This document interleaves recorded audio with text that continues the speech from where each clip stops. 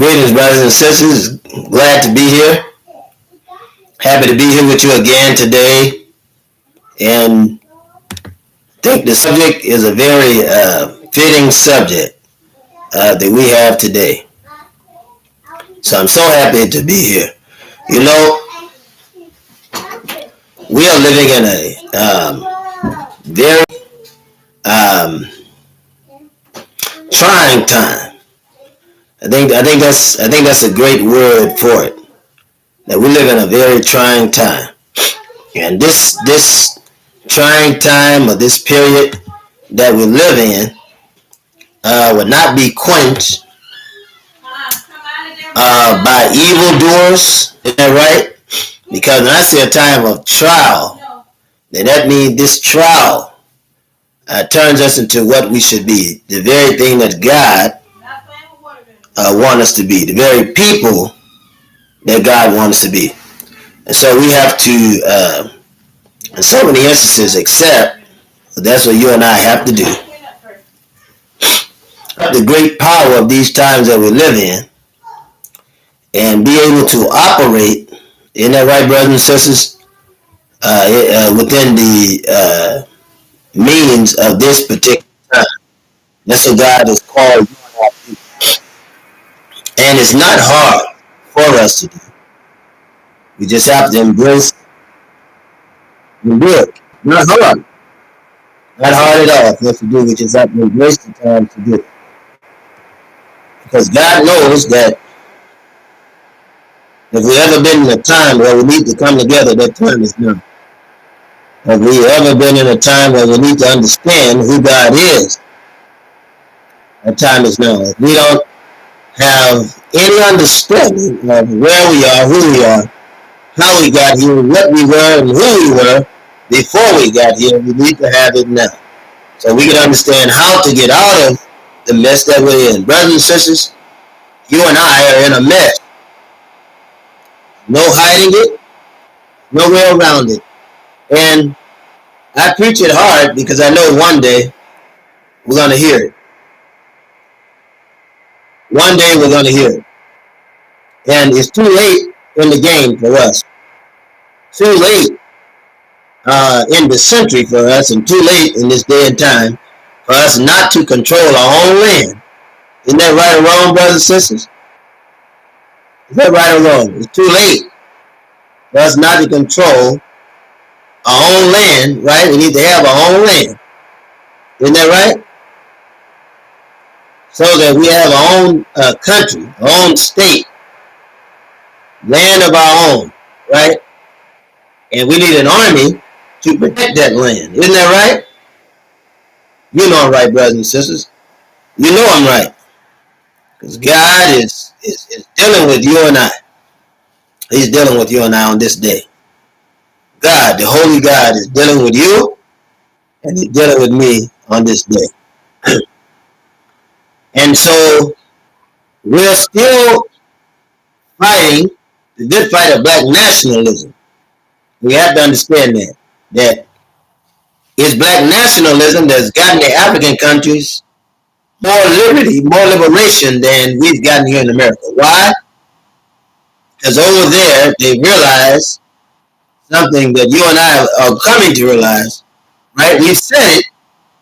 Our leaders, the ancestors prior to us, have said it, but we're just coming to learn it.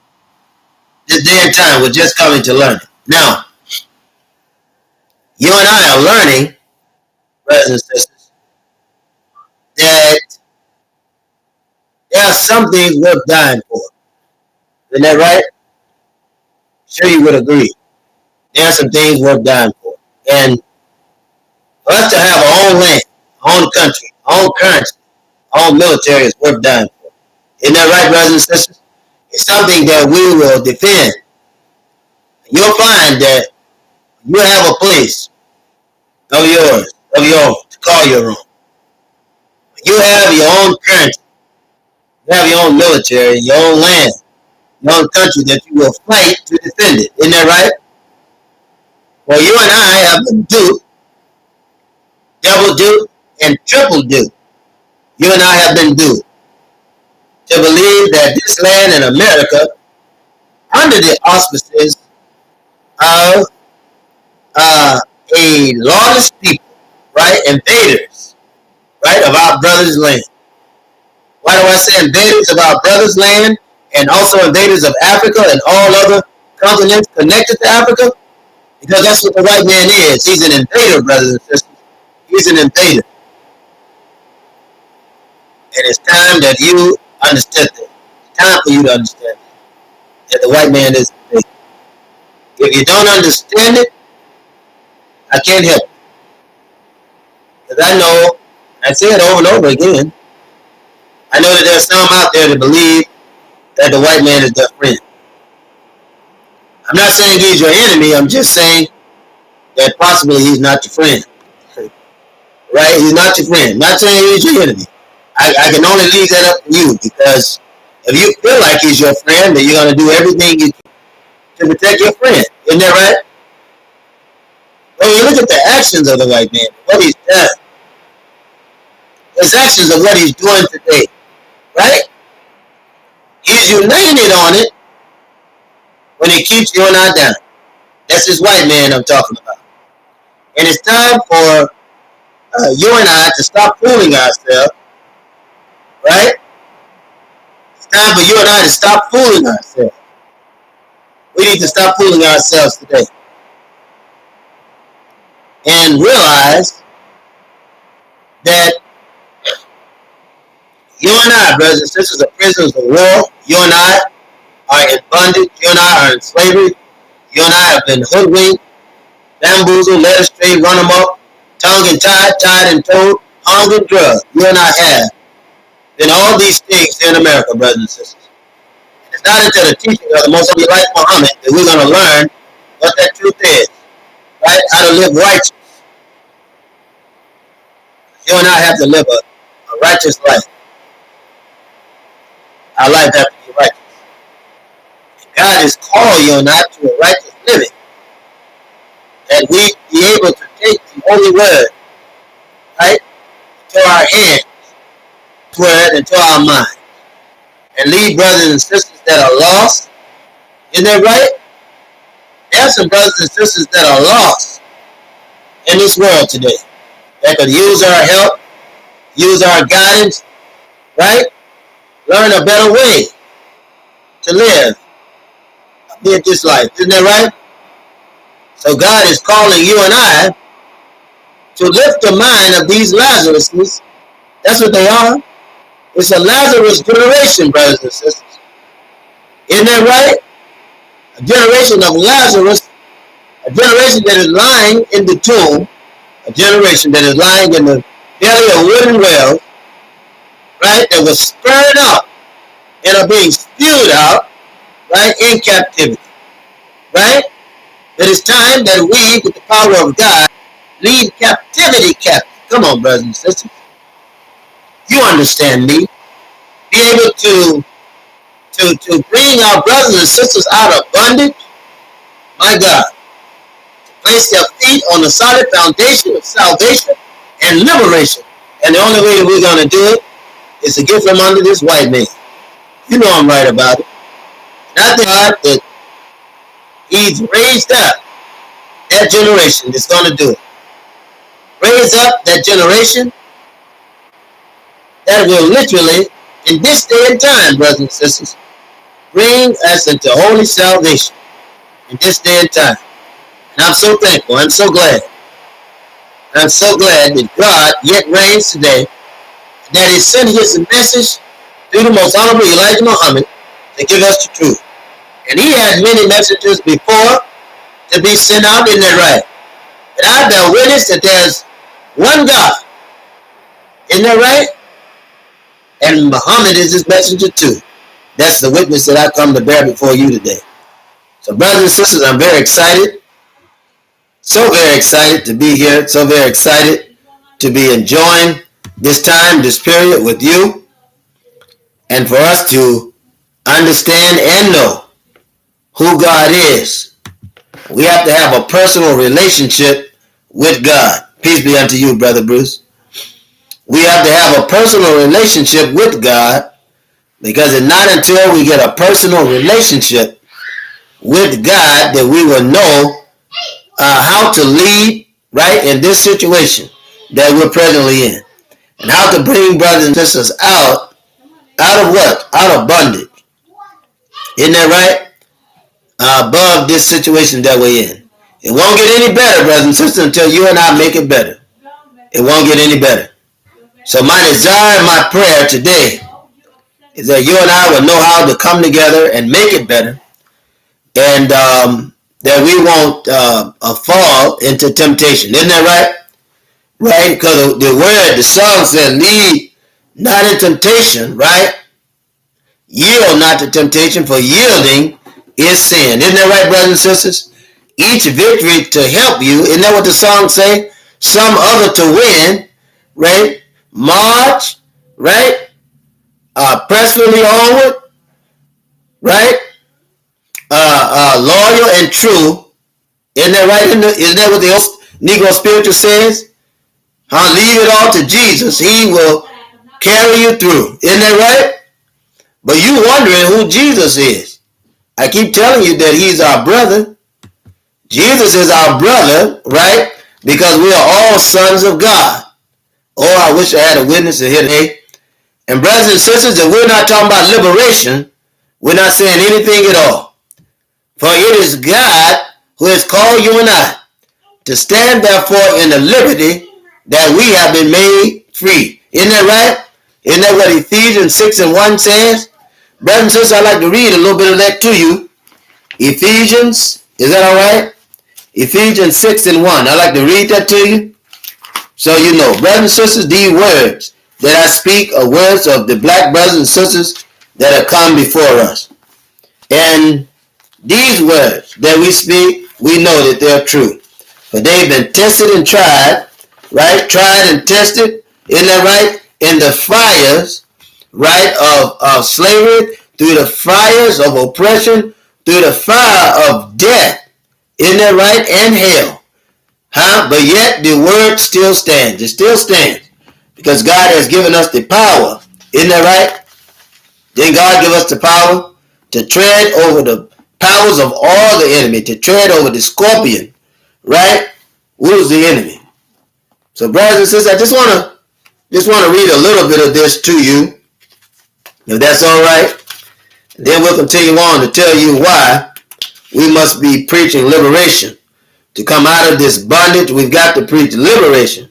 We've got to stand up and create armies. We're being killed. Is that right or wrong?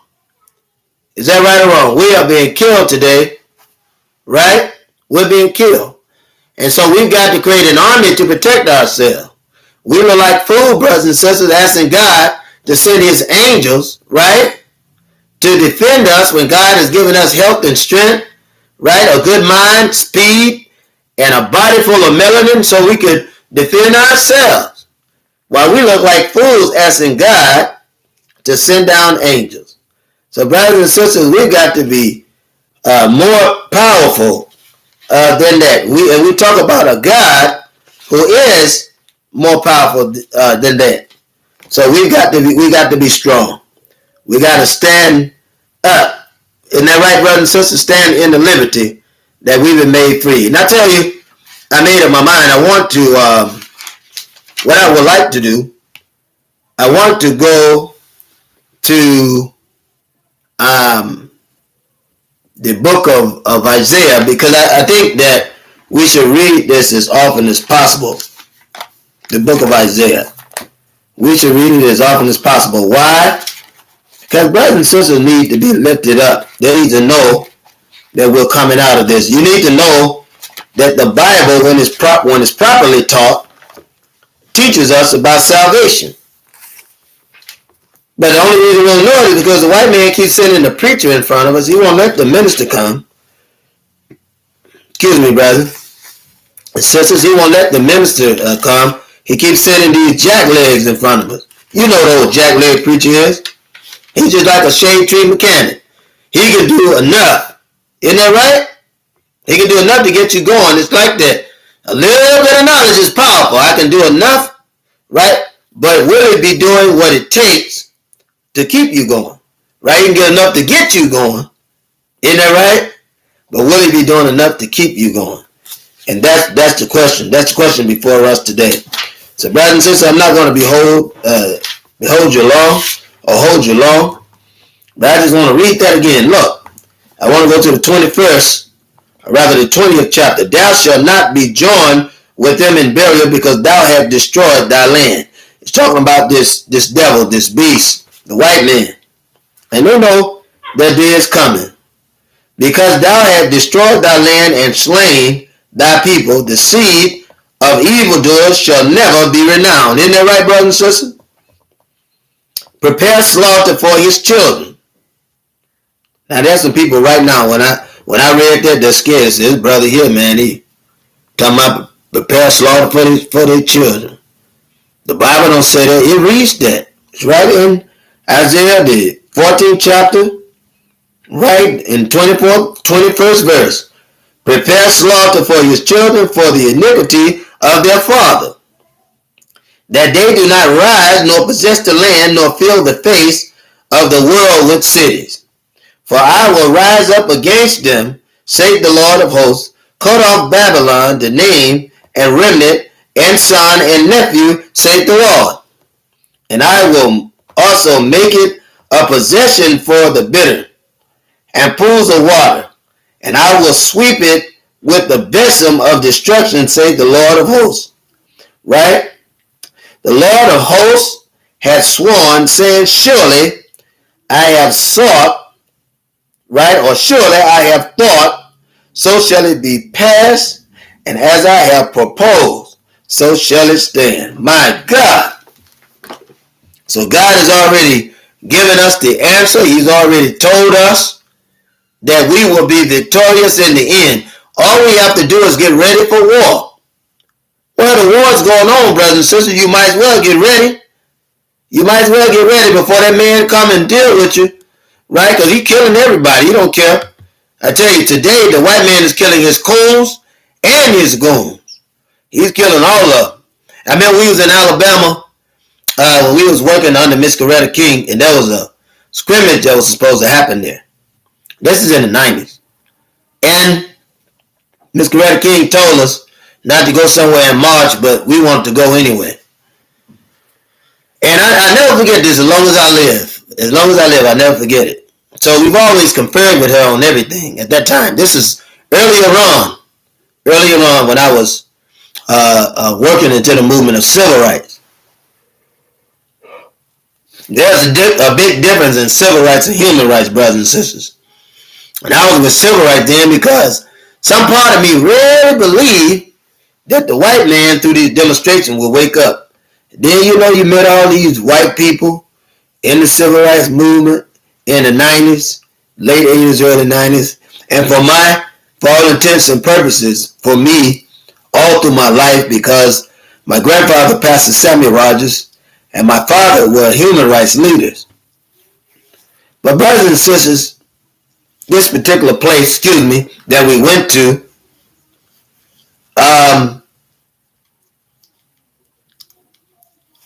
was a small city. It was very small. I won't give the name for the confidentiality. And we had black people there that were standing up. They were standing. And we had a meeting that night at the church. All we did was have a church meeting. Right? Same way we did in Jena, Louisiana. It was part of the process. And brothers and sisters, there was a coon, old Rollo, that was around there, telling the white man every move that we made. Telling you, brothers and sisters. And I guess he thought he was doing real good around this time. He had to have. Thought he was doing real good. And I tell you, we got to fighting that night. Because they came around the church, asked us to come out of the church. And we started fighting them devils. Isn't that right? We was armed. We started fighting them. And that was a coon. You know the raccoon does. He stirs up the trash. Right? He picks through the trash. That was a code that had said, hey, you got all these black people around here that having a organization for a boycott down here over what just happened to somebody. You know they had killed somebody. White people have been killing people for years. So the only reason we were down there is because they had killed somebody. And that night, these white devils was beating everybody. On this particular night, they were beating everybody. I mean, we fought, physically fought, like we never fought before in our lives. We was fighting. We were determined we weren't going to die there. And they grabbed this coon, this Judas, that had been among us. You wouldn't believe who it was. I don't even have the heart to tell you. And they started beating him.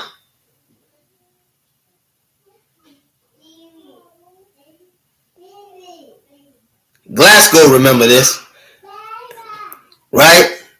This brother Glasgow is Al Sharpton's brother. I may have let the cat out of the bag.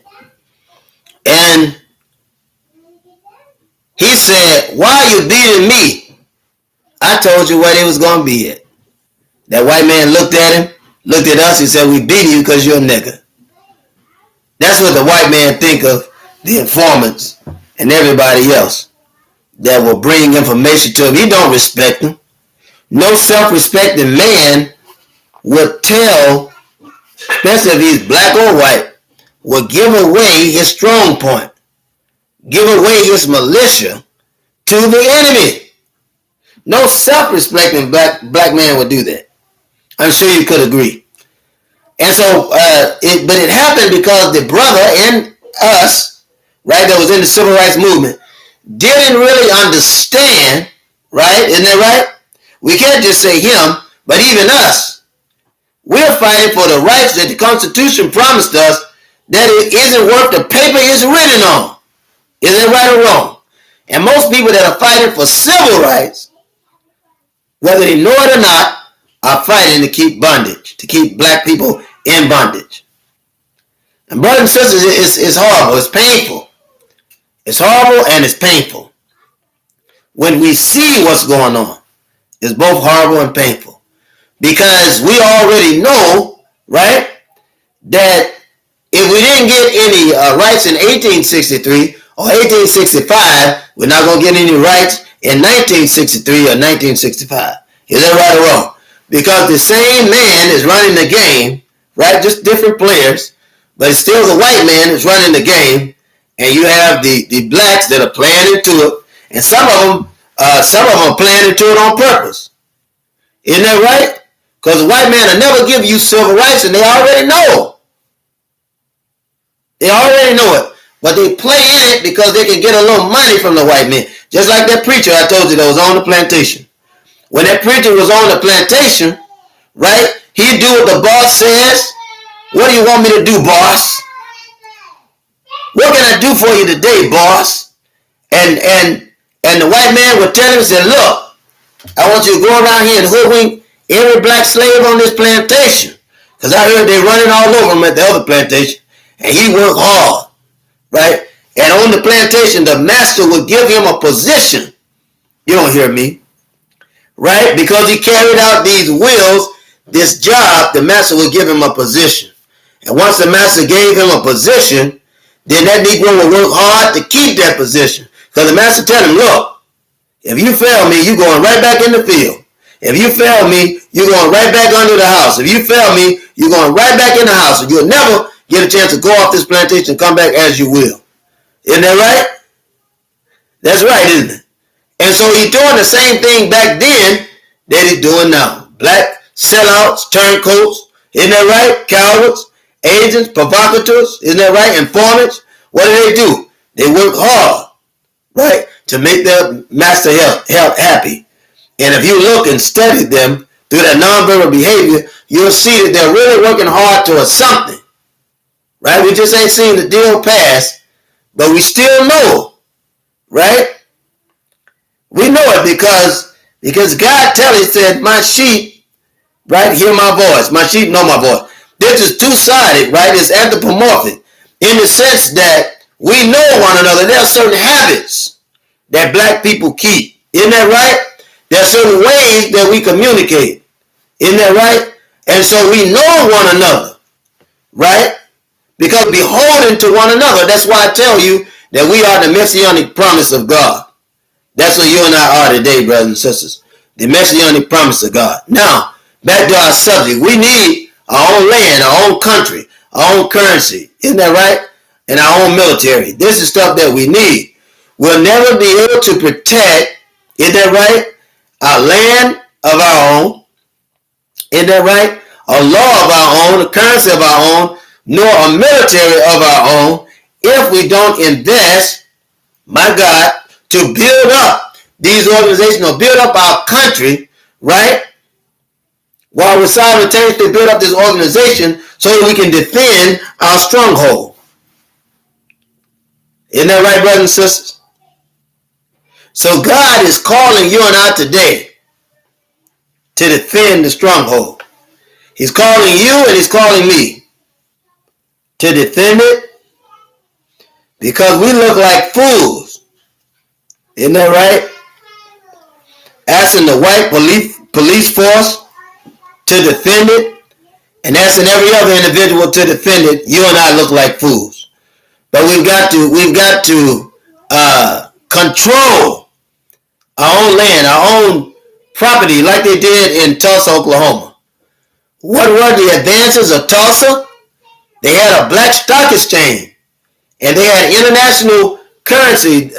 So the sky was the limit. Is that right or wrong?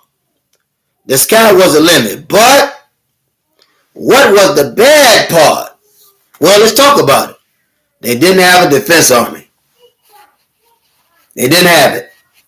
And when we have states, brothers and sisters, we have to look at these states as countries. In the same way that Israel, right, the state of Israel, isn't that right, has countries. Now, I don't know what they will call our state. They may call it the state of Shabazz. I don't know. The Nation of Islam. State of the Nation of Islam. I don't know. The state of the black race. I don't know what they'll call it.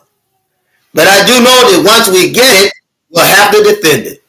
That if we don't defend it, brothers and sisters, it's over for us and it's finished. If we don't defend it, we've got to defend our keep and we got to learn to step in to defend our keep. Is that right or wrong? And God has called you and I, brothers and sisters. You might as well say, man, God has called you and I to do such so that we'll be able to come out of this bondage the same way that he called Israel. Didn't he call Israel when they were in bondage and he told them to come out? Isn't that right? So we've got to be able to defend our keep, right? And come out of this bondage that we're in. And why is it bondage? Because the white man led us in this captivity. He that were already captive led us into captivity. And we got to know that. So how do we get out of this? What do we do? Where do we go from here? Isn't that right, brothers and sisters? Well, what you and I must do is resurvey, right, what are possible lands that we can take. If you look at Atlanta, right, if we decided to take Atlanta, we could take it. With the population and mass, we could literally take Atlanta. We could stop supporting white businesses, which will bring a race war. Isn't that right? Stop working for the white man, which will bring a race war, and we will fight that man and overcome Atlanta. Now, they've got drones. Isn't that right? That our brothers and sisters are in control of. But you got brothers and sisters in the on the police force and also in the National Guard and also in the Federal Guard, which is the military. So those brothers and sisters, you think they're going to let a white man kill their parents? Not going to do that. The minute that you stand, brothers and sisters, you'll find that there are other people who have reasons to stand. But we won't do it dealing with these white universities. We won't do it dealing with the white man reason, right, to come out. We won't do it.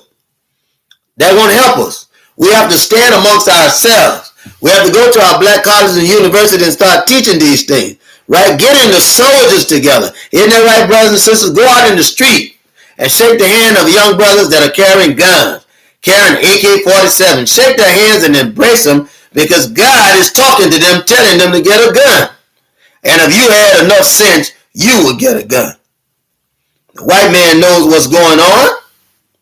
I said the white man knows what's going on. He already knows. Right? And we've got to encourage, forge, and increase, right, the chances for a racial explosion, because we know that a racial explosion is more deadly than an atomic explosion. Isn't that right? It's more deadly. A racial explosion is more deadly than an atomic explosion, because a racial explosion is an explosion with people. And those people under distress, right, will do whatever it takes to survive. Right? By any means, isn't that right? By any means to survive, because we're in this bondage. Brothers and sisters, we will never get out of this bondage unless we stand and take control of our destiny. Detroit is a nice state. It's heavily populated with blacks. It would be another great state to take over. So you see that we see in Atlanta, Georgia, and we see Detroit. Now, cities where you have a massive amount of black people, they should take over those cities, right? They should take them over now. Now is a great time to take those cities over, right? Stop supporting white businesses. If you stop supporting white businesses, you'll be able to take those cities over overnight. But once we stop supporting white businesses, we got to have a black business to go to. We got to have a black grocery store to go to. We got to have black gas stations to go to, black convenience stores to go to. We got to have black clothing stores to go to. Isn't that right, brothers and sisters? We got to have a place to go for our people, so that we won't keep making the mistake of supporting this white man's institution that support racism. Isn't that right? So that's what you and I have to do. We've got to learn, my God, to overcome, right, while we're in this bondage. And the only way that the children of Israel had gotten free, which is a story that is foretelling us, is that Moses had to go in, isn't that right, and tell Pharaoh to let his people go. Right? And Moses was talking to someone that knew not Joseph. Isn't that right? Because the governors of Egypt at that time, right, were whites that had invaded Egypt, and Ramses did not have the power, isn't that right, that he had when his father was alive, because the invaders were coming in. And they had split African against African, which many of them had put our people in bondage. Right? It went from indentured servitude to pure slavery, constructed, orchestrated, and organized by the white man to keep us down. So there were certain Africans that the white man worked with, made a deal with, to keep other brothers and sisters in bondage. And this is stuff that you have to know, brothers and sisters. This is the basic knowledge that you must understand. And so in order for Israel to get free, my God, they had to come out of bondage. Isn't that right? They had to come out of bondage. They had to do it themselves. They wouldn't do what they looked like begging Pharaoh. Huh? Moses said, let my people go. He didn't go over there. Pharaoh, can you let us go, man? We done been in slavery far too long. Now it's time for us to go. He didn't do that. He didn't come to him, mill him out. Isn't that right? But he told him, he said, let my people go. Right? He said, and God had sent me to deliver them from this bondage. Isn't that right? And God is telling the black ministers today, isn't that right? God is telling them to go and tell Pharaoh, the white man. Isn't that right? The white man is Pharaoh. He's the oppressor. Isn't that right?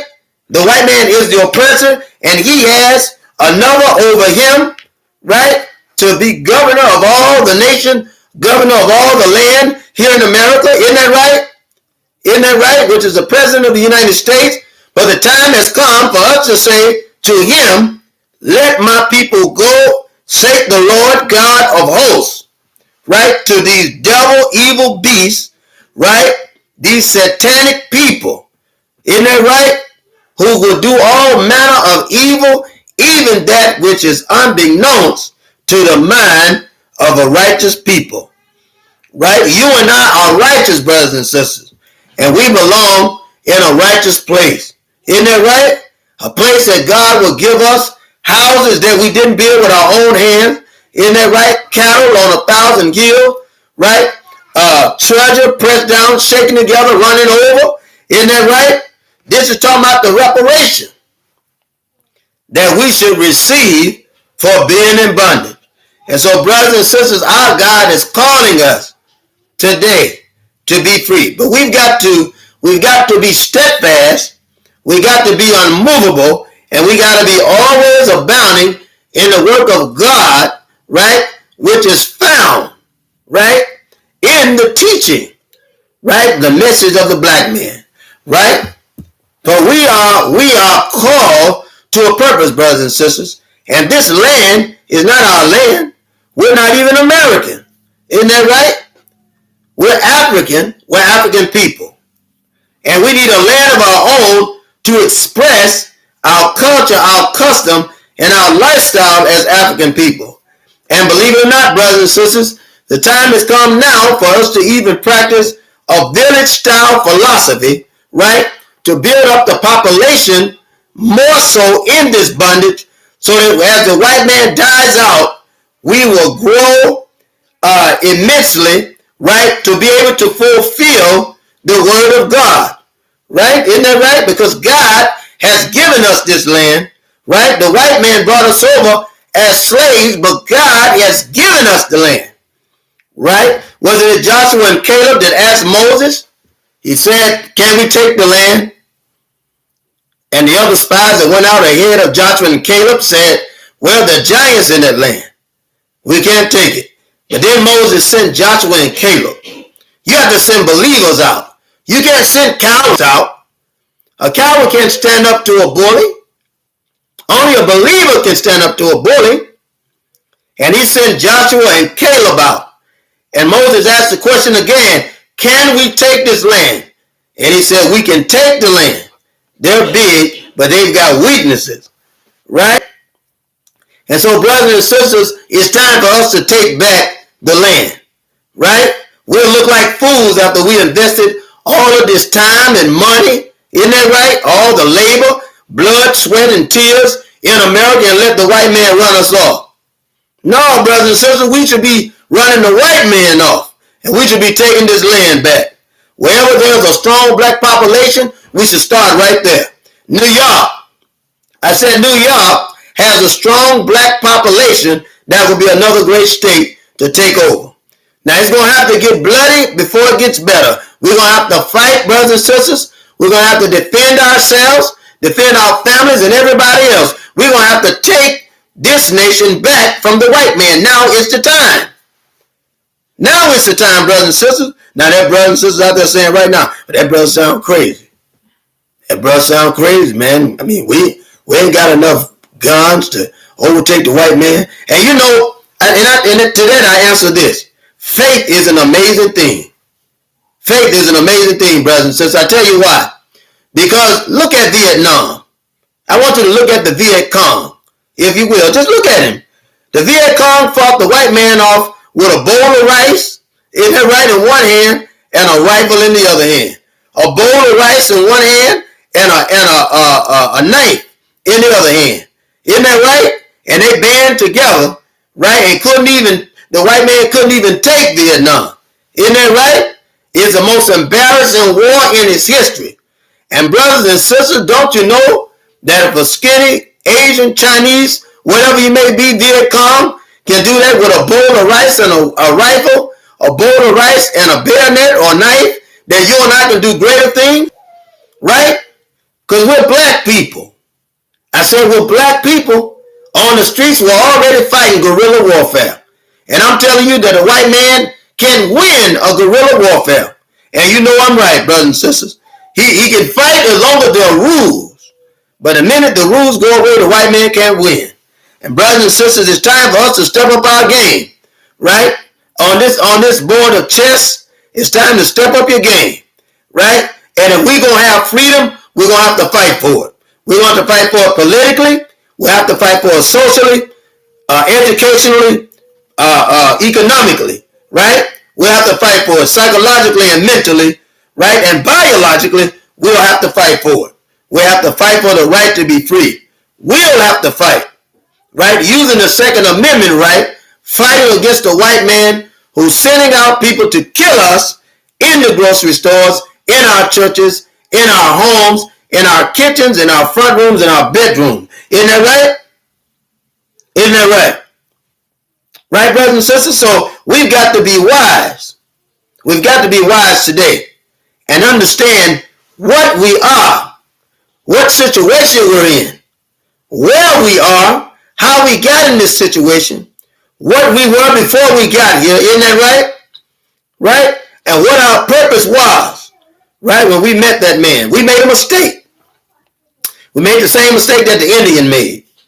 They made the same mistake that the brown man made, same mistake that the yellow man made, which all of them have betrayed us as black people.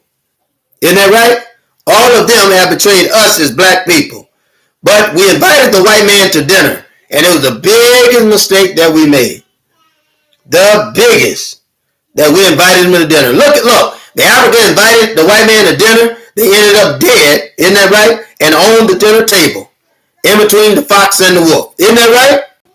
That's right. The red man, what did he do? He invited a cannibalistic man to dinner, the white man. Christopher Columbus even wrote in his diary how easy it would be to take these people over because they were peaceable people. And he asked and wondered, why are these people being so nice to me? He thought that under surprise they were killing, right? But them being African, the true African native of America as well as Africa, were peaceful people, loving people, brothers and sisters. Isn't that right? And so the white man saw this as a weakness and took them over. Isn't that right? And stole our God and shined him up and sold him back to us as a white man. Isn't that right? You know I'm telling the truth, brothers and sisters. Don't forget the thumbs up. Don't forget to like. Don't forget to subscribe. And so you and I, brothers and sisters, after our ancestors that went through the pain of emancipation, went through the pain of segregation, went through the pain of integration, went through the pains of sharecropping, went through the pains of civil rights, isn't that right? Went through all of these pains, and now even socialism, we've got to understand that we've got a job to do. We've got to come in, bless God, and take over what God has given us, and we have to stand in the liberty that we have been made free. And brothers and sisters, I'm so happy about it. So happy to be in this day and time to encourage you that with our own land, right? And we should start today. I tell you that again. We should start today with our own land and a defense unit to protect it, right? Just like Tulsa, Oklahoma, we should fight to reestablish it. We should fight to reestablish it. You know, too often the white man comes in for war and we let him leave. Now is the time that when the white men come in to kill us, that we begin to kill them. Right? They don't care who they kill. They just come in to kill us. And so now is the time for us to do the very same thing. We've got to use his philosophy. When you're fighting a war, you can't talk peace with a man that's talking war. You can't talk peace. You can't talk nonviolence with a murderer. You can't do it, brothers and sisters. And so God has given us the power and told us to exercise our Second Amendment rights and to take what's ours. And the righteous, brothers and sisters, shall take it by force. That's the word of God. My God. Brothers and sisters, our brother Bruce said it's painful to say, but our black people were so happy that Dylann Roof came to visit them, and so they invited him in and treated him like a son, and he killed him. My God. Brother Bruce, all I can say to that is that we have been welcoming these murderers and killers ever since they invaded Africa, ever since they invaded Europe, ever since they invaded South America, ever since they invaded Australia, ever since they invaded Asia Major and Asia Minor, ever since they invaded Haiti, ever since they invaded South America, ever since they invaded Puerto Rico, what black people were over and around the globe in abundance, the white man has invaded, and the only payment that he's given us for our kindness is killing us. It is the same story over and beyond, again and again. And the black community still don't have any churches. Still don't have any churches with security on their side, so that if the white man come to his church, they can turn him right back around before anything else happens. They work on our kindness, brothers and sisters. You don't hear me. That's what the white man works on, your kindness. And he expects you to be kind, and that way he can get close enough to kill you. That's why he's called a snake in the garden. You don't hear me. I said the white man is called the snake in the garden because it was the white man who slithered up to Eve, who beguiled Adam to eat the fruit. They got them both thrown out the garden. Oh, I wish I had a witness in here today. When we say snake, we're not talking about a beast that crawls on its belly. We are using a hyperbole or euphemism, right?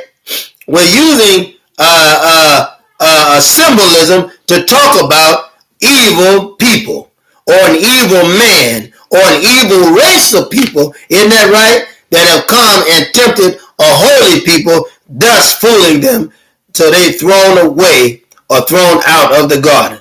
And you and I have to understand that. You have to understand that. Brothers and sisters, it's time for us now. Isn't that right? Excuse me. It's time for us now to stand up in the liberty that we have been made free. But brothers and sisters, we're going to take a short commercial break because we're bringing in our sister, Sister Joanna X, and I pray that she's ready. We're bringing her in, and we're going to let her talk to us very quickly. Let her talk to us and give us what God has given her. And so I pray that the sister's ready. Are you ready, sister?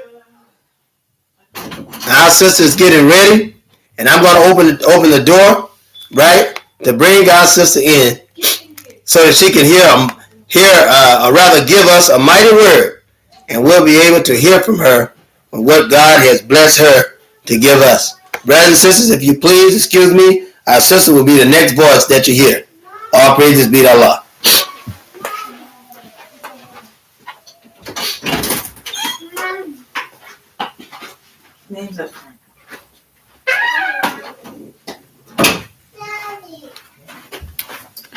Peace, peace, love, light. Hope you are doing well today. Hope you are doing well. All right. I know y'all been talking about some great things here today. I'm just going to add a little bit to that. Absolutely. And definitely we do need to have our own in everything that we do. We need to appreciate those who do have something to offer the community. We need to make sure we're always embracing our brothers and sisters that are doing the work and doing all that they can where they are. Absolutely, we all have obstacles, and we have to understand that nobody's perfect. Absolutely, nobody's perfect, but we all need to be doing the best that we can because we're better together. Absolutely, it's going to take all of us. Every one of you under the sound of my voice, you are an intricate part of the grand plan for Black power, Black liberation, Black freedom, and Black upliftment. Absolutely. And we do need each and sorry, my son's trying to crash the party. All right. We do need your support, your upliftment. All of us need it. So whenever you come across another brother, another sister striving to do the best that they can do, you make sure that you're supporting one another, because the greatest obstacle that we have towards achieving our goals of political power, social power, economic power, liberation, and freedom is. Do you know what it is? Do y'all know what it is? What our greatest obstacle is? Our greatest obstacle is ourselves. Absolutely, ourselves. Ourselves. So we need to make sure that we're looking in the mirror and making sure that we're on the right side of the line. Anytime we open our mouths, anytime we're any action that you're taking, I want you to really take some time to examine yourself about what action you're taking today. What it is that you're doing, what it is that you're working on, where's your time and your energy going? And is it going somewhere that's going to promote and accelerate the mission and the goals of building the black community, or is it building up your enemy's camp? Is it building up? I mean, that's real. That's real. That's real. We have to ask ourselves this. Absolutely. Absolutely. We have to ask ourselves. All right, wonderful. I see y'all were talking a little bit about Dylan Roof. I see here. Yeah, it's shameful. It's shameful. Some of our people really, we have to not get discouraged by looking at the ones who are lost and confused and have chosen to be suicidal, to be politically suicidal, economically suicidal. Our people are sick. Our people are sick. I mean, that's just the bottom line. A lot of our people are sick, but are you coming with the medicine? Are we coming with the medicine? Absolutely, because I got a lot of medicine. Anytime I meet anybody, I'm going to come with some medicine. And a lot of times people don't like medicine, and that's okay. It's okay for you not to like medicine, but you need it. You need it, absolutely. And I appreciate you guys' support. I've been really focused on my music right now. So just stay tuned, keep your ear to the ground. God is doing big things. Sometimes you have to put that medicine inside some candy, right? In order, yeah, absolutely. Sometimes you got to put that medicine in some candy, and a lot of time music is the answer. So definitely, I appreciate you all's support in that. Please go to my website, goddessnanu.com. Don't get lost. I do a lot of things, so don't get lost on that website. That's GODISNANU. God is Nanu. All right, that's God is beautiful. GodIsNanu.com. So check that out. Don't get lost on the website. Just go ahead and click the tab that says music. All right, and go straight to my music because I do need support. I'm trying to build up my YouTube page. I'm trying to build up my Instagram page. So you'll see on the bottom of the website links to all of my social media pages. I'm trying to build those pages up so that I can reach some people with some money, okay? And absolutely, because I got some lawsuits I need to go ahead and get taken care of for people trying to steal my work and steal my name. So and I've taken a lot of things for granted. Yes, as somebody who has a lot of gifts and a lot of skills, I've taken a lot of things for granted, and the ancestors have convicted me. Have really convicted me for not shining as bright as I can shine. Absolutely. All right, because we do understand that anytime one of our revolutionaries really get in the spotlight, they get taken out, right? You do understand that. But what do I have to lose? They're already trying to take us out anyway. So I mean, what do I have to lose, right? So I did have to, go in and deal with my own fear and evict Satan out of my heart. Absolutely. Because who doesn't want to have a normal life?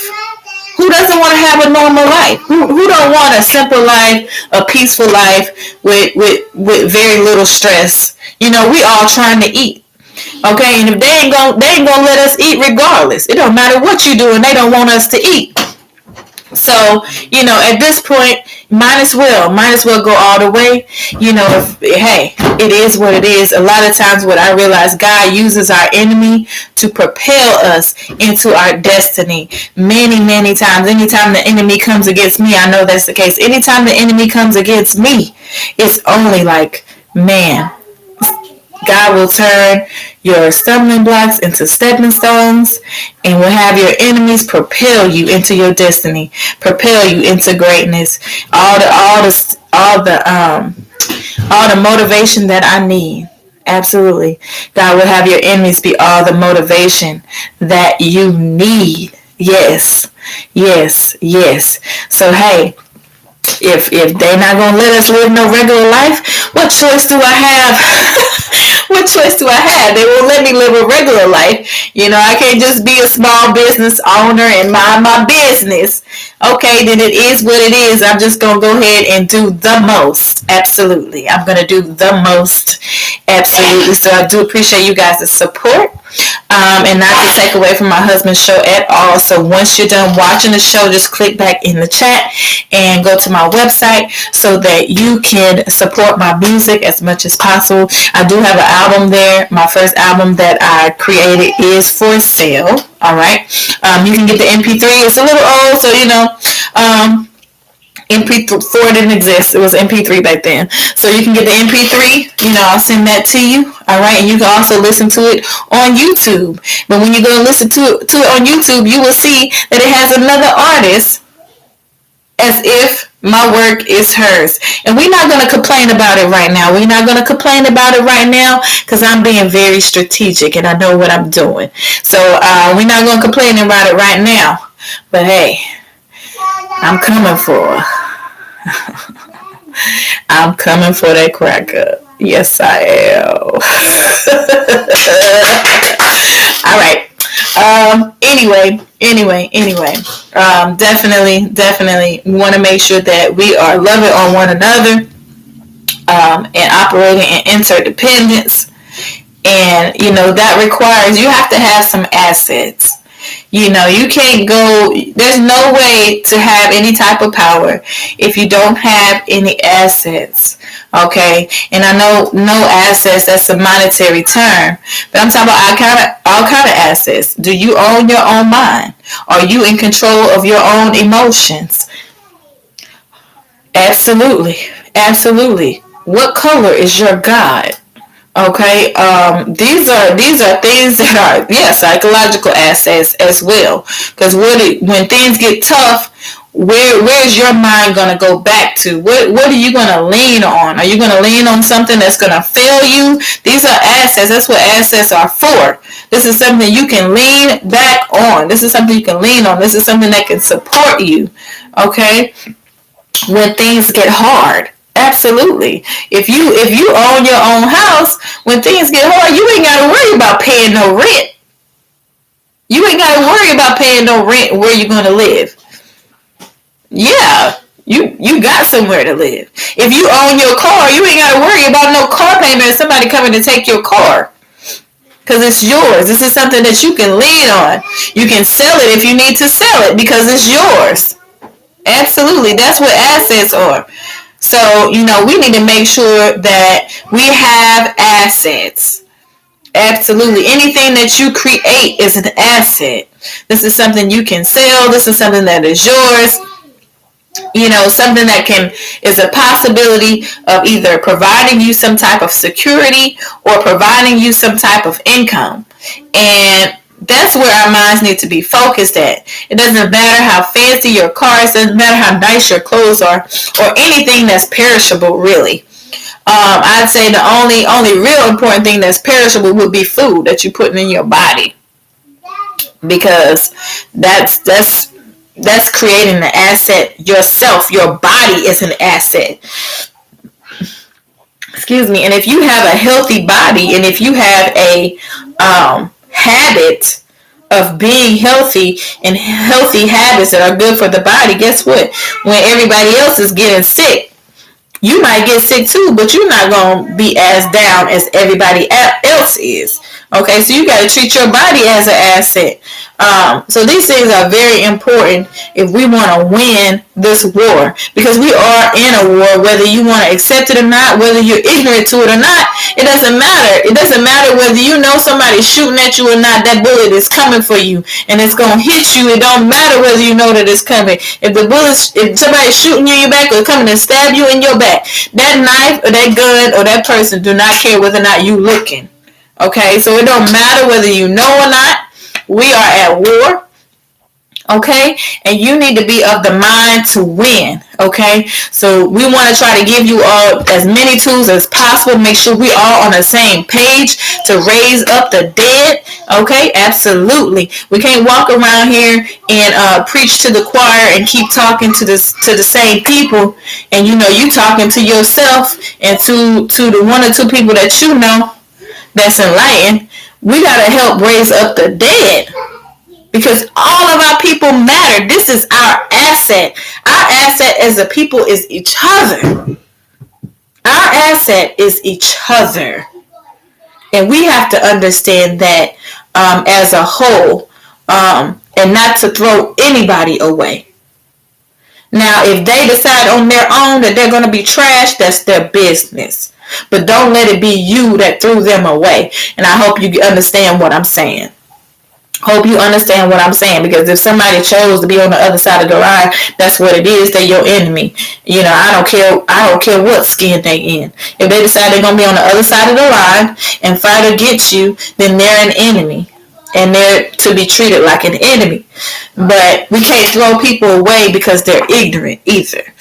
We have to help people to access the knowledge and information that we have. We have to be able to share whatever gift the Creator has put in you, because all of us have a purpose, or you wouldn't be here. You wouldn't be here if you didn't have a purpose inside of this plan. So you have a purpose. Anybody listen to me, everybody has a purpose, or they would not be here. So you have to understand what your purpose is and walk in that, so that nobody else is left behind. You got to hold the gate where you are, and holding the gate where you are means you are operating in your greatest potential, being the greatest that you can be, so you can help other people be the greatest that they can be. Because one of the things that's true for us as a people is that many of us have been told we can't do it, we can't be nothing, we ain't gonna ever have nothing. You can even be great at something, and you'll have people, even people that look like you, that will hate on you, tell you ain't nothing, tell you you can't do it, etc., etc. You know what? I know I'm a great vocalist. When I was a little girl, my sister told me that I couldn't sing. I say that and people just taking it back. Yeah, my sister told me that I couldn't sing because she's so insecure. And I don't hate her for that. How can I hate her? I can only pity her that she didn't understand that lifting me up was the best thing that she could have done for herself. And that's where we have to get as a people. You have to understand that lifting this other black brother or black sister up is the best thing that you can do for yourself. So you ain't doing me no favors. You ain't doing me no favors. You ain't doing Doc no favors by supporting us or by anybody. Anybody. I'm not just talking about us. I'm talking about anybody doing anything that looks like you, that's about something. You are not doing anything. You ain't doing nothing to them to talk against them, talk about them, gossip about them, or just decide, oh, I ain't gonna help you do nothing. I ain't gonna like. I ain't gonna subscribe. You got people like that. Absolutely, I ain't gonna like. I ain't gonna subscribe. I'm gonna hit dislike. I'm gonna hit block. You got people like that. Absolutely, but you're not hurting us. You hurting yourself. You hurting yourself in so many ways that you don't even understand when you operate in that mentality. For one thing, karma don't care who you are. Karma don't care who you are. Whatever energy you giving out, that's coming right back to you. That's number one. Second of all, if you look like me, you ain't doing nothing but hurting yourself. Because the better one of us is, the better we all are. And we're trying to come up out of this thing. We're trying to come up out of slavery and oppression. So for you, as somebody who's already oppressed, to go out of your way to try to oppress somebody else, all you're doing is keeping yourself oppressed. Because this is the same person that can lift you up. It should be like this.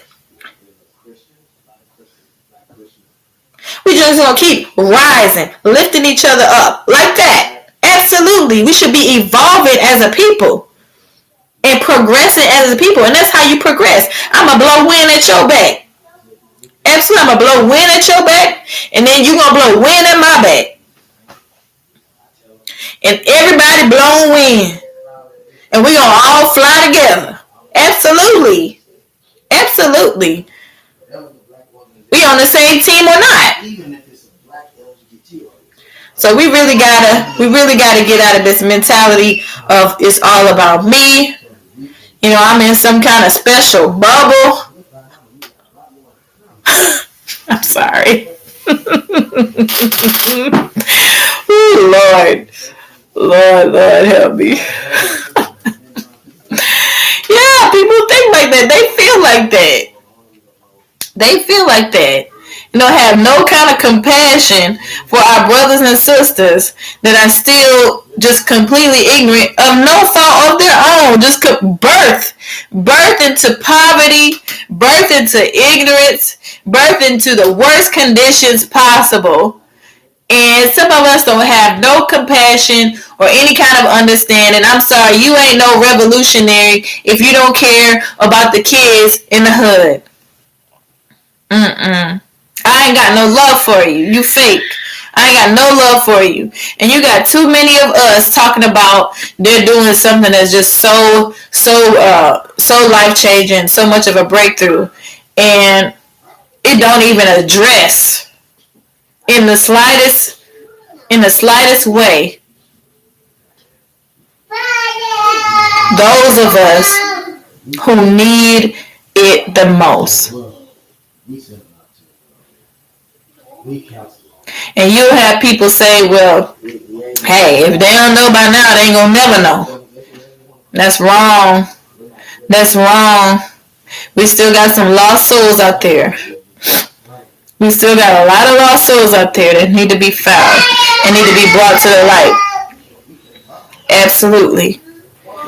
Absolutely. So please make sure you share this video with as many people as you can. Don't be lazy about it. Share. Okay? Make sure you like so it can go up in the algorithm. You subscribe. Alright? Because we're better what? Together.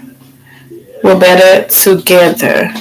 Don't be one of those people that's observing and sit around and watching and waiting to see what's going to happen. Be a participant, okay? Participate in history. Participate in your own future. We're all a part of the present. We're all a part of the present. We're all a part of the future, unless you transition on and leave your body. Okay. All right, and definitely free birth class is starting. I pushed it back to next week, so it starts next week. If you do want to enroll in a free birth class, register for the free birth class. There's still time. Also, if you want to join the homeschool co-op, you can do that as well at thebirthguru.org. I'm going to put that in the chat. All right. Get the free birth book. What is free birth? It is giving birth without a medical professional present, which can be done safely and competently. Absolutely. Much safer for our women in particular than going to the hospital if they're healthy. Okay. Much safer. Absolutely. And you go to that website, the statistics are there to prove it. All right. And Also, if you're looking for employment and you are somebody who's of a sound mind, um, clean background, go ahead and send me your resume. If you want to work from home, it ain't no get rich quick scheme. It is solid work, tax free. You get a 1099. You be an independent contractor, and you can make anywhere between about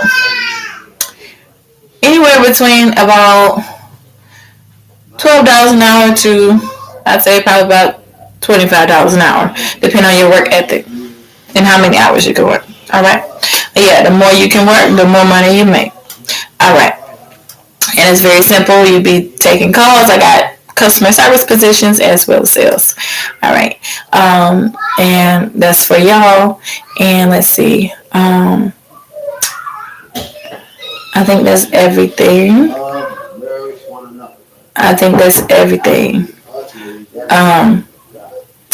So we appreciate you listening. Thank you all for your time. Don't forget to send your donation to Liberation Group. All right. All right. I think Dr. Millere wants me to end this out.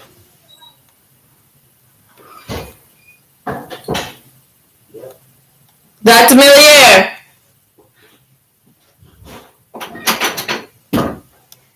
All right. I'm gonna let him come back and say good night to you all. Peace, love, and light. Black power.